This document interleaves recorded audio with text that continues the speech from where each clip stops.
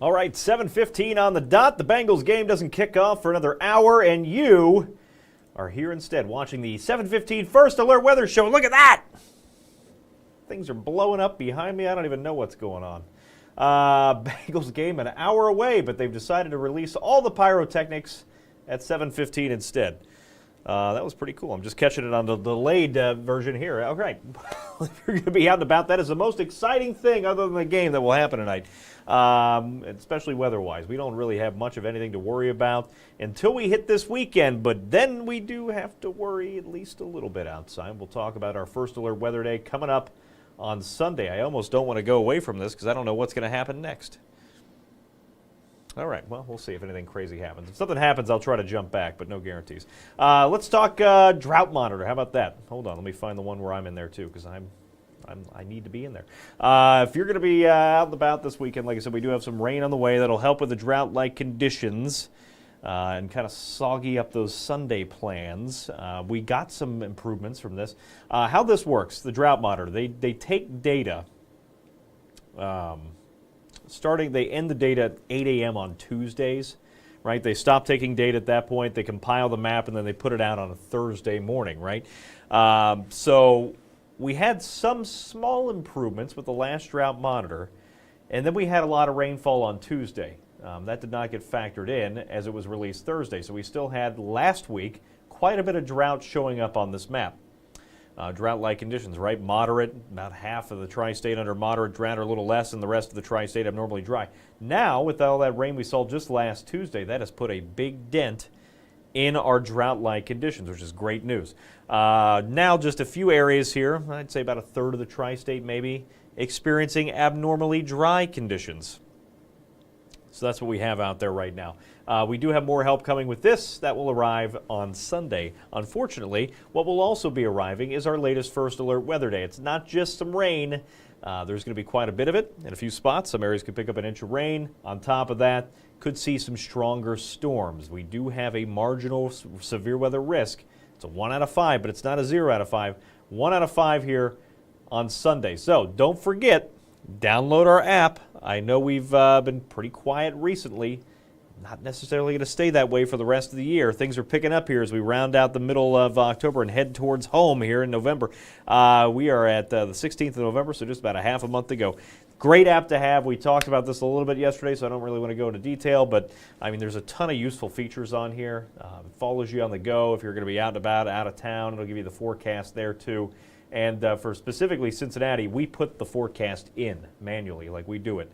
So you're getting it straight from the source, the team of meteorologists here. Great app to have anytime. And a lot of cool notifications, too, not just, the typical severe weather stuff, which is useful, don't get me wrong. I mean, that's one of the primary reasons you should have it. But you can get, lightning or rain notifications, even for just garden variety stuff. So, great app. I digress. Let's hop back to this shot. Maybe we'll get lucky and just out of nowhere they'll shoot some fireworks off again.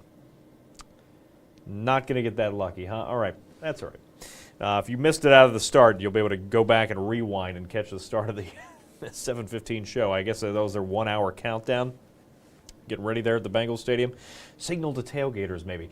Maybe it's a signal to put the coat on because the sun did set now more than 18 minutes, almost 21 minutes ago.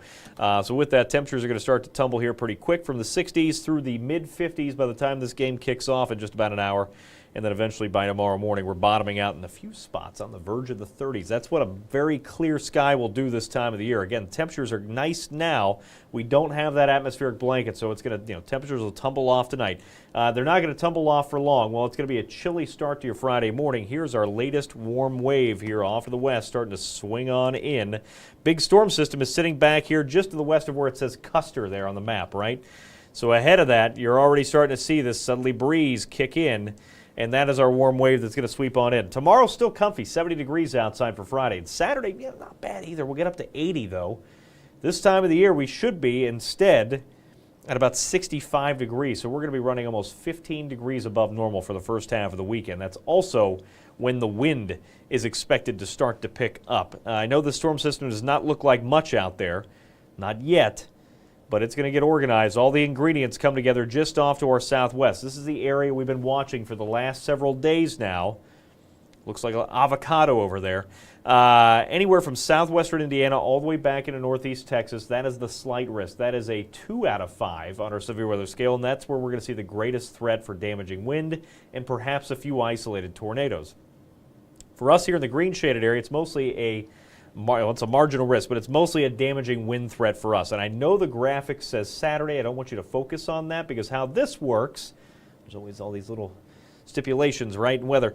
How this works is that this risk runs from the morning hours Saturday all the way through the early overnight hours and morning hours the next day, right? So this is a day 3 outlook, but it really runs into Sunday morning, and that's where we have our threat here. This will not be a threat for Saturday for us, but it will be for Sunday morning.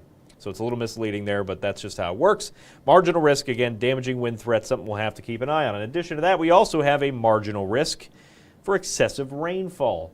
Again, mostly an early Sunday morning threat for us.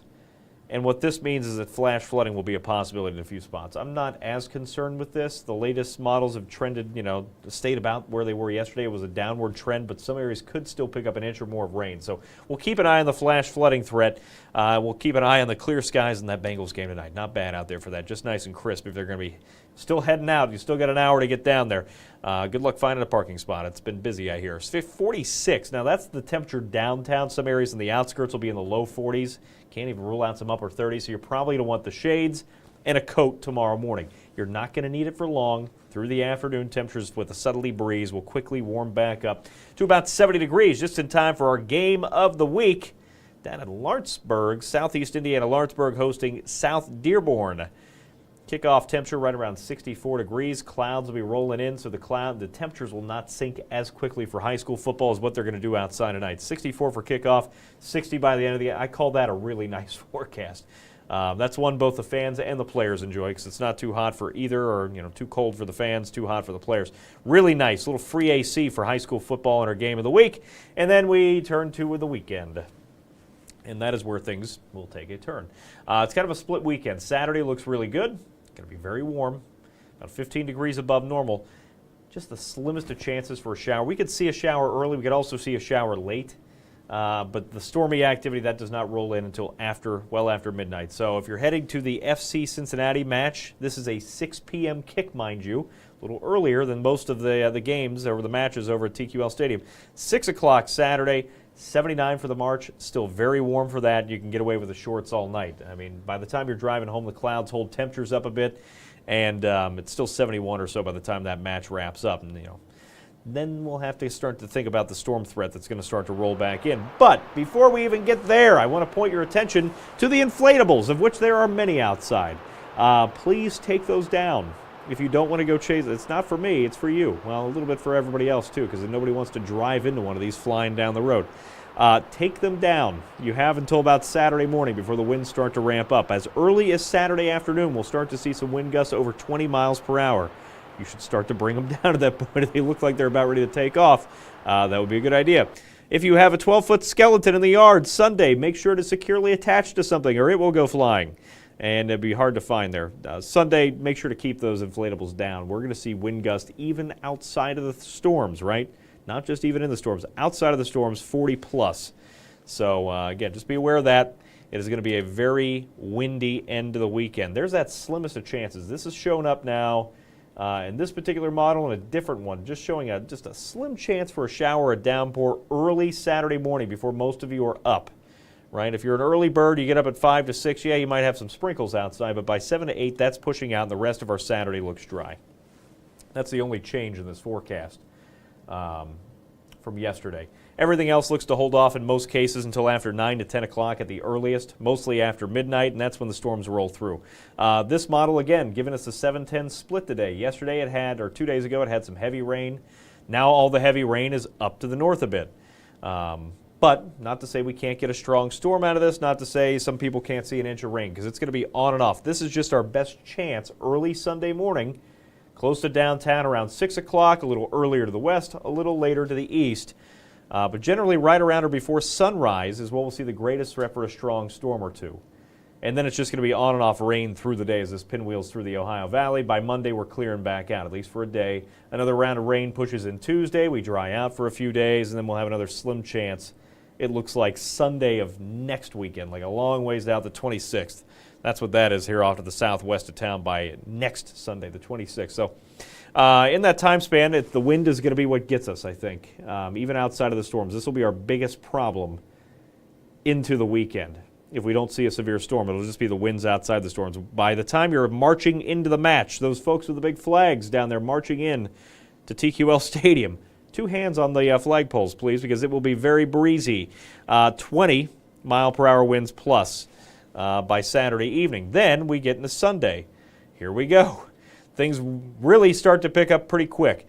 We'll see some wind gusts as that initial line of storms blows through, upwards of 30 to 40 miles per hour. We'll catch a little bit of a break, and then things ramp back up again into Sunday evening. Still 30-plus mile per hour gusts. Sustained winds are going to be less, but at times the winds will be gusting this high. So, again, can't say it enough. Please be careful with the Halloween decor.